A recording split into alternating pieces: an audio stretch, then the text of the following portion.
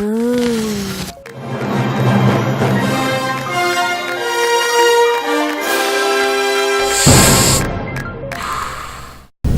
Liberal Party is pushing to harvest 1 billion English pounds.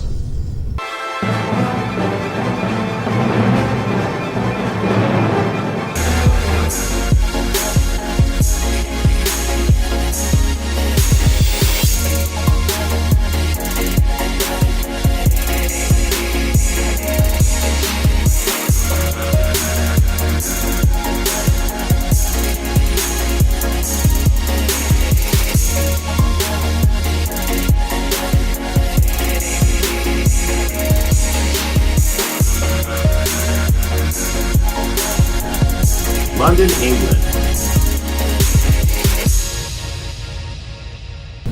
Liberal Democratic chief Tim Farron has become the first leader of a UK-wide political party to admit smoking cannabis at Newcastle University, where he studied politics in the early 1990s.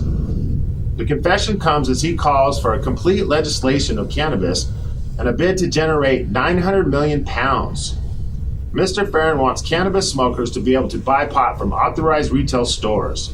He states, "I tried cannabis when I was younger, as did many other politicians. It's time that we had the courage to look at the evidence and make a decision that will help us tackle real criminals instead of current failed approach. If the law passes, it would be allowing home cultivation for personal use and small-scale licensed cannabis social clubs. Brits could be going on Amsterdam-style cannabis cafes set up for public consumption." Panel chairman Steve Rolls said, "The reality is that millions of people use cannabis in the UK, and there is a pressing need for government to take control of the trade from gangsters and unregulated dealers." "I'm Tim and I'm a criminal. In the eyes of society, I need to be in jail for the choice of herbs I inhale. This ain't no wholesale operation. Just a few eighths and some PlayStation's my vocation. I pose a threat to the nation, and down the station the police hold no patience." Legal regulation is now working well despite fear-mongering. Decriminalization laws will roll out across the U.S. over the coming years. A regulatory framework is in place in Uruguay, and the Canadian government will legally regulate soon. This is no longer a theoretical debate, and the emerging evidence is only pointing in one direction. An expert review into cannabis use has estimated taxation could pump between 400 and 900 million pounds into England's treasury.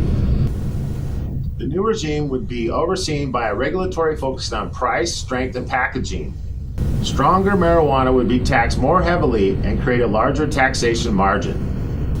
Are Brits ready to pay a bloody potency tax for the Queen's Kush?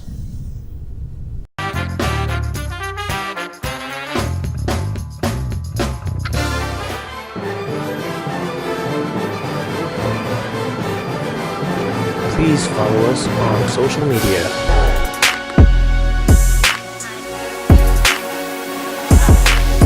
And public access television.